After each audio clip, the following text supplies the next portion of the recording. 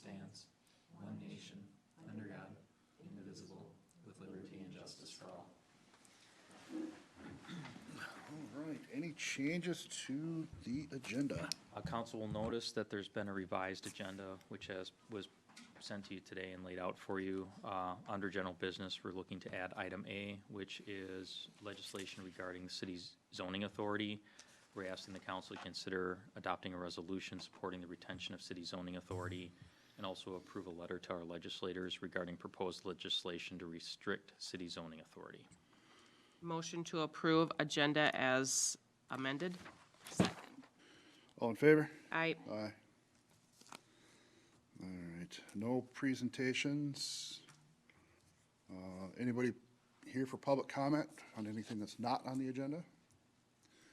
Going once, going twice. Consent agenda. Any discussion that needs to be done on the consent agenda?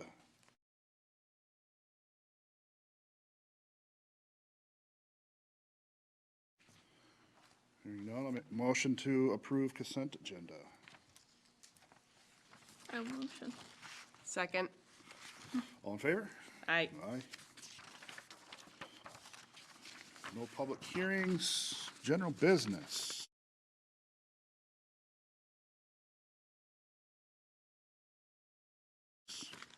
As the council is aware, in the last several legislative sessions in St. Paul, special interest groups and various legislators have been proposing to pass legislation which would undermine local control of municipalities as it relates to their zoning authority.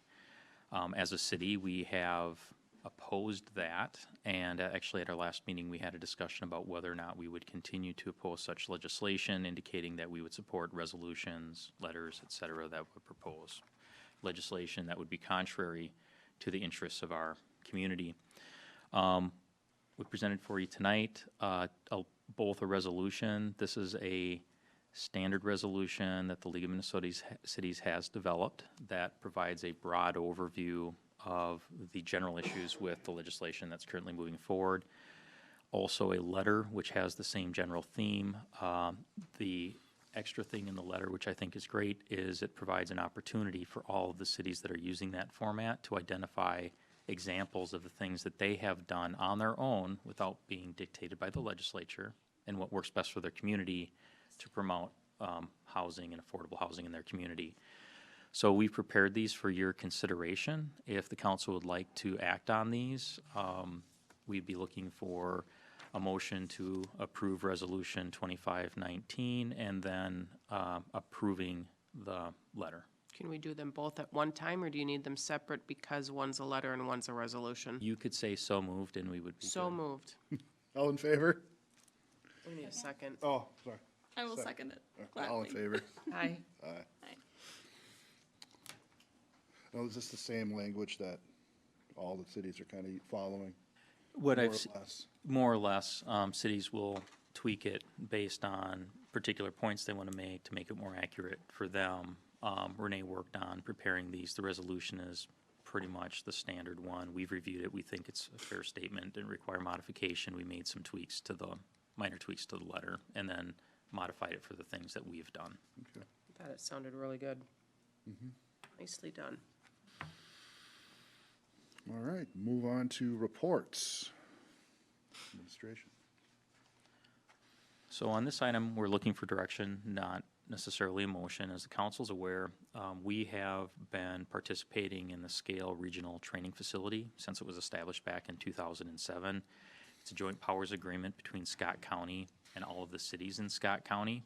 And at one point, Carver County was participating as well to basically provide a facility that had training facilities for law enforcement, fire, and public works.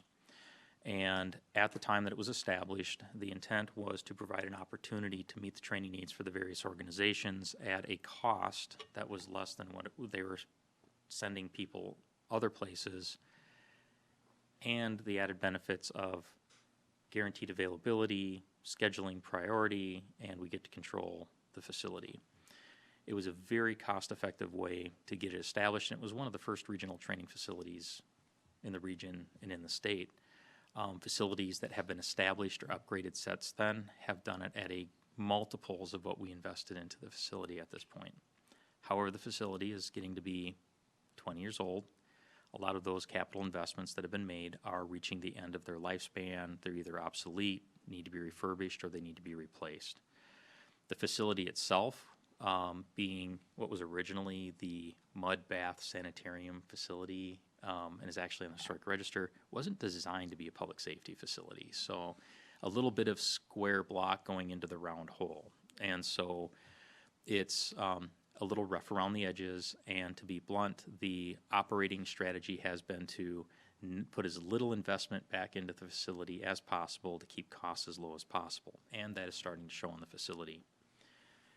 The board, as we've been looking at what needs to happen with it, realizes that we need to look at the next generation of what's going to happen with that facility.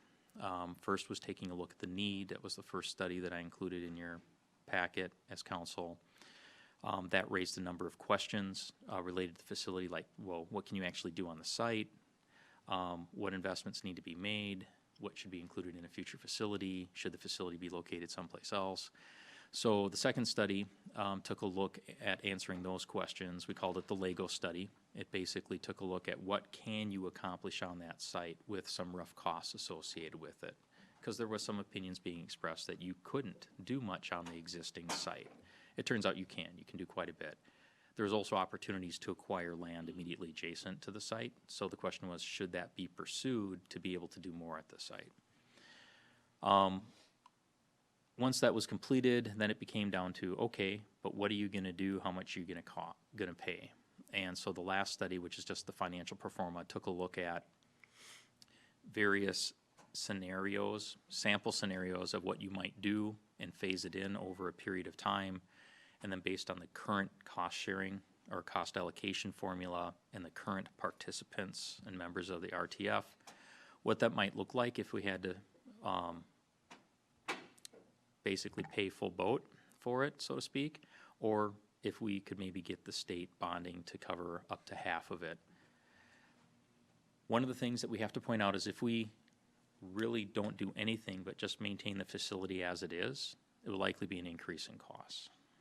As I'll talk about in a minute, we've been getting a really good deal for a long time, and there's going to be some cost adjustments. There are alternatives to make reinvestment in the facility. Ultimately, this 3-year process of taking a look at this was just trying to get it to a point where we started to remove the opinion, the individual agendas of agencies or individuals, and get it to the point where we were operating with a common set of information to use as reference so that individual organizations could do that cost-benefit analysis. Are we in, are we out? And if we're in, what do we want and how much can we afford? So we're finally at the rubber hits the road portion of the discussion. What we're looking for the council tonight is to identify for the city what our official position is for the start of those discussions. It seems strange, but the last 3 years was getting us to the start of the discussion, which really is going to begin in April, where we decide where we're going from here. So I spoke with our public safety chiefs, and I asked them to take a look at how do we use the facility today? How would we operate without the facility if it didn't exist or we weren't a participant? How would we meet our needs at a couple different levels? Just checking the boxes, meeting the absolute minimum needs that we have, meeting the minimum training requirements, or doing it more optimally, meeting our needs now, and looking at a 20-year window for that. And then if the facility was still there and it was rehabbed or refurbished, what would we actually use realistically, and what would we, at a minimum, and what would be nice to have, and then also come up with some cost estimates. What we really found going through this, and honestly I thought it was going to be a little more complicated process with a lot of different scenarios, but it turned out to be relatively straightforward. Police department is identified in current today dollars if we were to look at an alternative, meeting our needs with facilities alternatively, and this means not just going to Modern Sportsman where you can just sit at the line and shoot at a target, but you can actually do tactical exercises, you can move around, you can draw from your holster, so we're talking a tactical range. And we're to spend the same amount of time that we're spending today, we would be looking at $10,000 a year to replace what we're doing there. The alternative options, the chief feels, would meet our needs for the next few decades. So this would have a long thing. It would become obviously more expensive over time, but in today's dollars, it's $10,000. Fire department's a little bit different. We've only used the facility once in the last 20 years, but that was based on leadership's view about training and needs and the use of the facility and when we need to schedule it. And in discussion with the current leadership, there is a change in opinion on that. They believe that we would use it, but it wouldn't be a high usage item. We might do one cycle of training out there a year. They also pointed out that there are alternatives that are relatively comparable that we would be able to make use of in today's dollars for about $1,000. So right now we pay $53 and change, $5,300, or $11,000 to meet it alternatively. That's a hell of a good deal. And we've been paying between $5,100 and $5,300 for nearly 20 years. It's a really good deal. But that's not the deal going forward. So where do we go? In looking at it, we really arrived at what we feel is a pretty clear and concise recommendation that if we were to utilize the facility, the basic components that we would be looking to have would be the current tactical and distant ranges that are out there and a burn tower.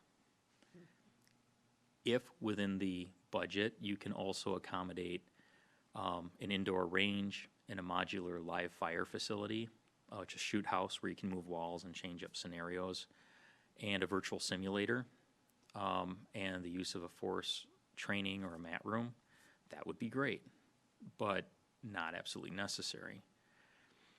When we look at the costs, the break point, just from a pure cost standpoint, in today's dollars, about $11,000. However, both chiefs were very clear in their feedback that to have guaranteed availability, priority scheduling, and to have say in the facility, there's value to that. Beyond that, if I, in my opinion, had to assign a value to that, that could be an additional $4,000 to $5,000 worth of value annually. So that break point for us, considering all that, would be somewhere in the mid-teens, so $15,000, $16,000. When do you want us asking questions? So, in about half a second. Okay. So, that is our recommendation. So, like to stand for questions, and ultimately we need you guys to give us direction on what our position as a city for the start of that discussion with the larger group. One thing I do need to point out. I do know from discussions with my peers that not all of the current membership in the RTF will be participating going forward. I'm not at liberty at this point to say it publicly. I can relay that information to you individually because I don't know if they've had public discussions about it, so I don't know at what point I would be talking out of school, so to speak. But I think it's pretty much a guarantee that not everybody's involved. That's another reason why I didn't get into the details of the cost sharing of various options, because if you have a significant contributor at this point not be there, it changes all the numbers. So, ready for questions? Okay, so real quick, obviously 15 to 16 annually.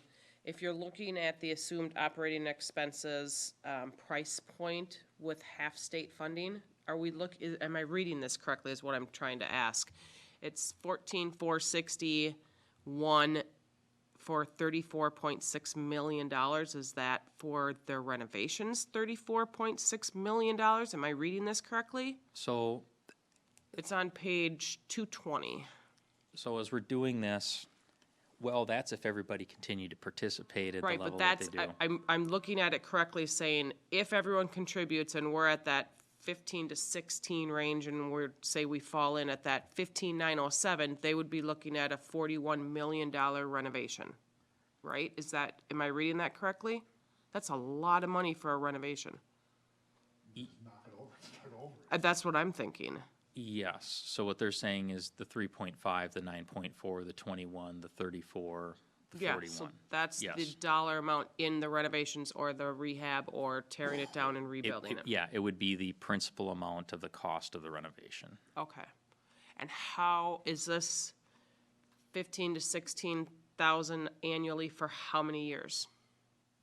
Well, perpetually, that's your annual Okay, participation. so hopefully in 15 years, they won't say, hey, we need to add another 10 grand to that. Well, you might. I mean, Costs Okay. do change over time. We're talking in terms of today's dollars. Okay, so there's not a contract that we're signing or anything like that? For- No, it's a joint powers agreement, so we are a Okay. partner, and there's a formula that, so if you think about it, it's like the fire contract that we have. There's a formula that allocates the costs, and that body makes decisions related to the operation and budget of that facility of which we're a member, so we get some say Right. in that. I would say that we've gotten off really lucky for the last 20 years because there's been virtually no change over that time period, much less than inflationary adjustment. But we've also put almost nothing back into the facility, and it shows. Going forward, if you are making those investments,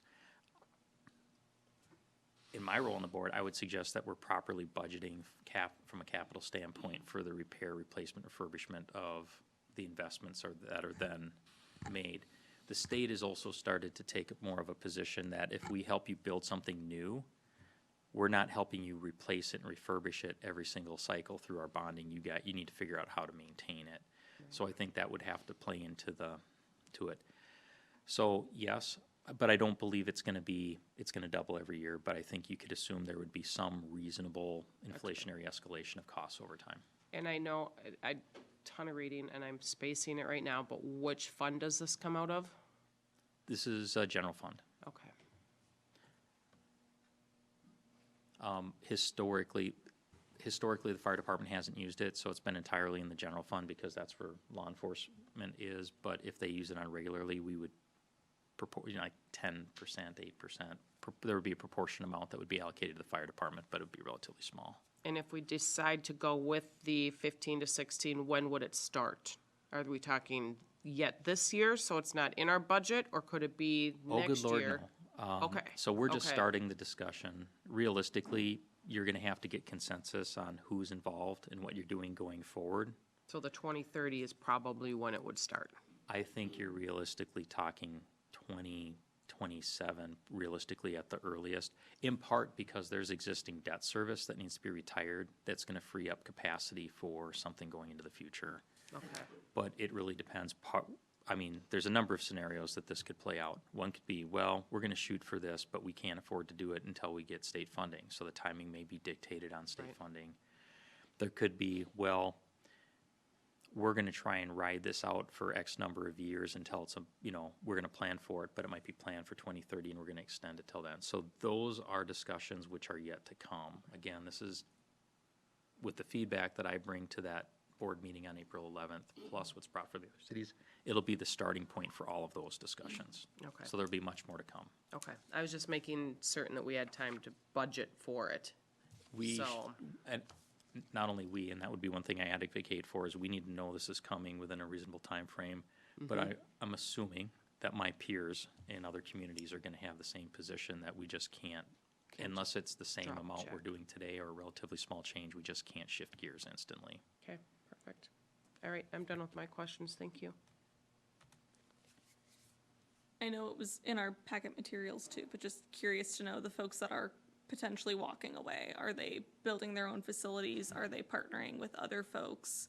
Is it something that we've looked into as far as other partnerships we could explore, maybe not now, From more long-term? what I understand, it's a combination of building their own internal facilities for their use, which would not provide the same options that the current facility provides, so they are choosing to pay the same or less from a contribution standpoint to have sole control. But I would believe in the ones where they're building their own facility, from what the conversations I had, what they're getting will be less than what's available to them today.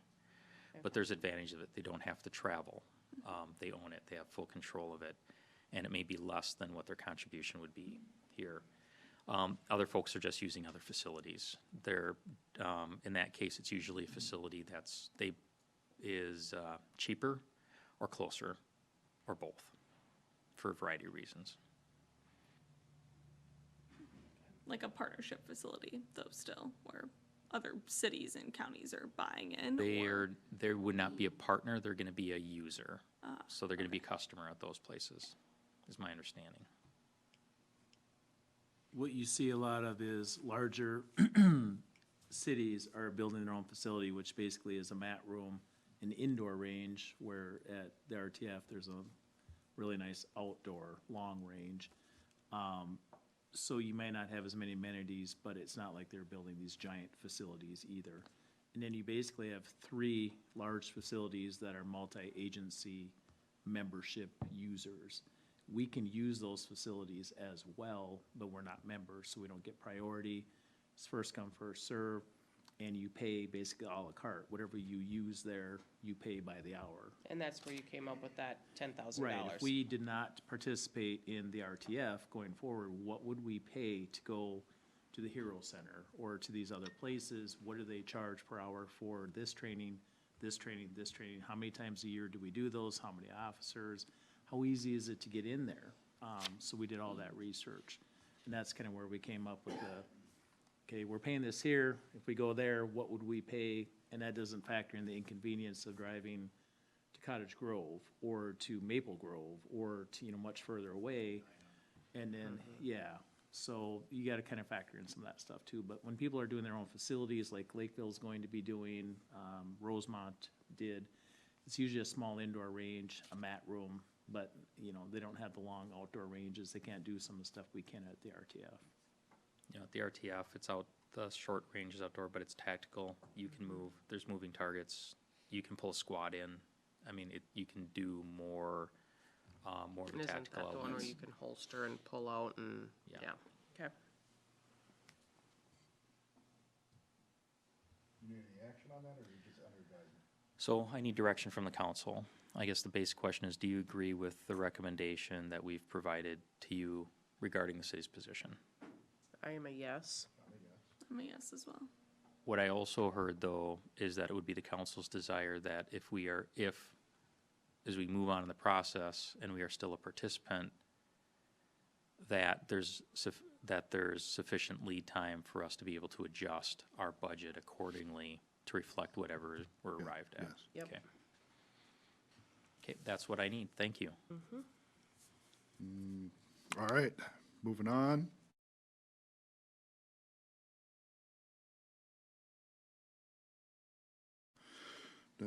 Anything about Public Works, or are you speaking for them? Nope, if you may have followed on social media, I didn't have time to send an update this week. Oh, yeah, water main. The water main leak, so, Public Works, worked to find that for 2 months.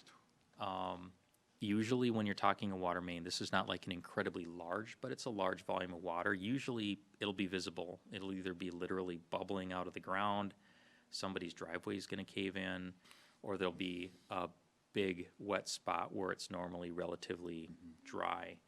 We knew which pressure zone, because if you recall, we have a pressure zone for what would be older Elko and then everything else. But we had difficulty finding it. If it's leaking into drain tile or the stormwater system, you'll hear it, you'll be able to identify it in catch basins. If it's somehow getting into the wastewater system, you'll see increased volumes at lift stations, or you'll see increased volume coming out at the Met Council meter, basically at the end of the line for us. None of that was showing up. It was baffling Public Works. So ultimately what we did is we hired a locating service. They come in and they're listening, stethoscopes on hydrants and leak Wow. detection electronics. They're very good at it. They did locate it on Monday.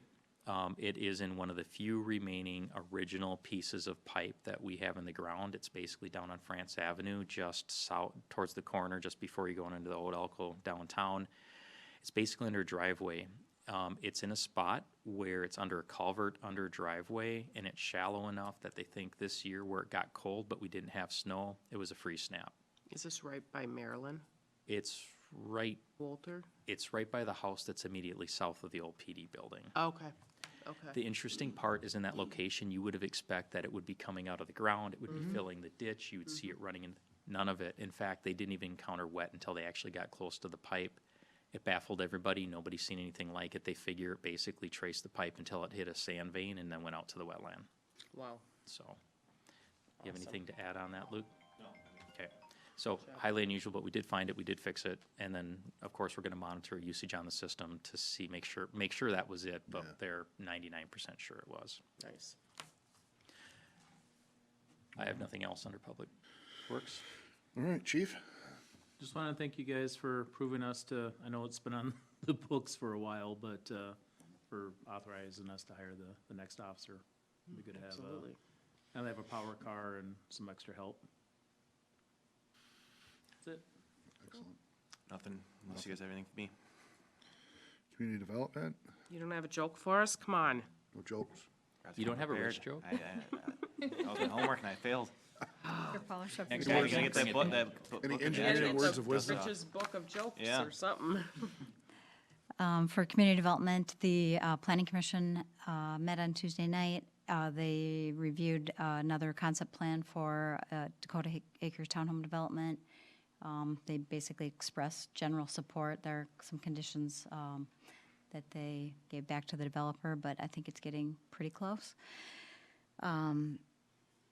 And then you directed the Planning Commission to the RV recreational vehicle parking ordinance back to the Planning Commission to determine if they felt any changes were needed.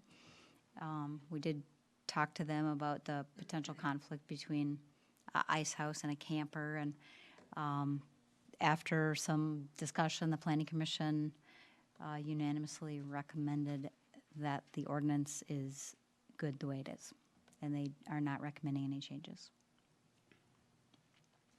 So if you feel otherwise, we'll need direction, but that is, it was unanimous with four of the 5 members present. And then the only other update is we found out late this afternoon that the city of Elko New Market Park I-35 and the Niagara project has been is a finalist for a 2005 award from the Minnesota Real Estate Journal. In the Does that give the city anything? Or just a Good- happy good clap? publicity. Recognition, kudos. Attaboy. There are On the wall. a lot of categories. This is the industrial category. Okay. All right, anything from parks? No. Okay. CCEC, anything? I don't have anything to report. Both Linda and Amanda are out, and neither one of them Yeah. But commented. the Easter egg hunt is coming up in April, The Yep. 12th. the 12th, yeah, It's the 12th. yeah. I believe you guys saw it in the update, but I think it's worth noting that our newest corporate citizen volunteered to help fill the bags. It's normally a lengthy process, filling 300 bags.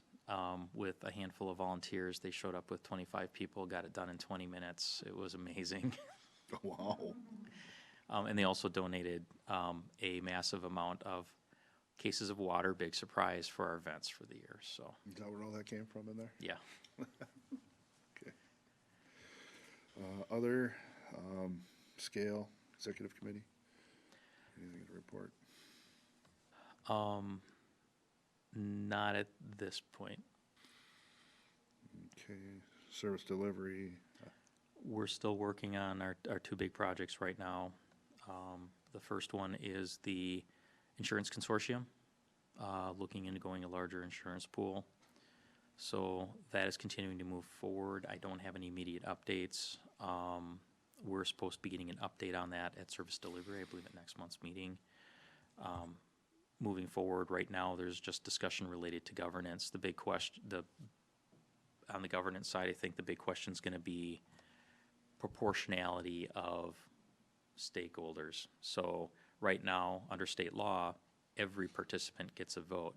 But if you're the county and you have 3 times as much as everybody else, is that fair that they only get 1 vote? Everybody seems to agree that there should, the smaller stakeholders like an Elko New Market, of which we would be the small stakeholder probably, or one of them, we should have enough say that we can influence the process so the big guy just doesn't make all the decisions. You know, it's the 51% shareholder approach.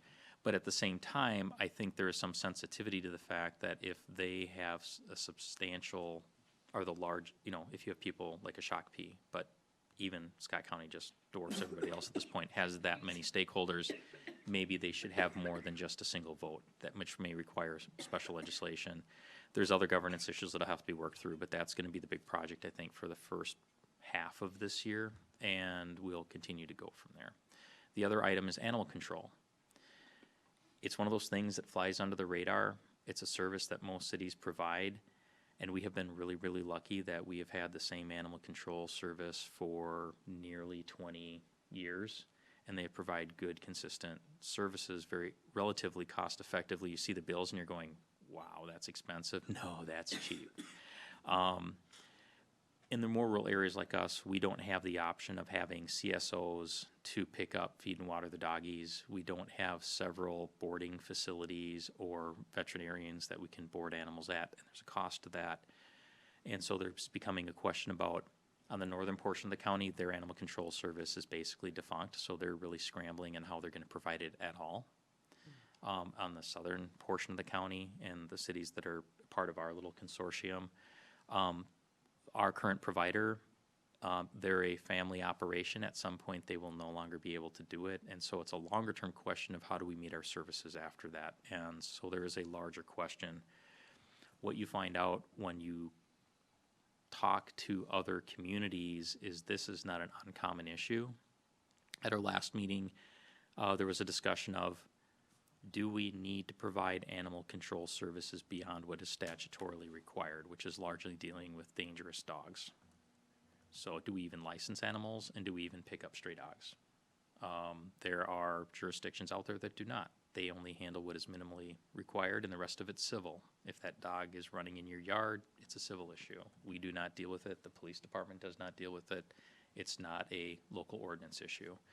So that is one of the research topics that we'll be exploring for part of this discussion.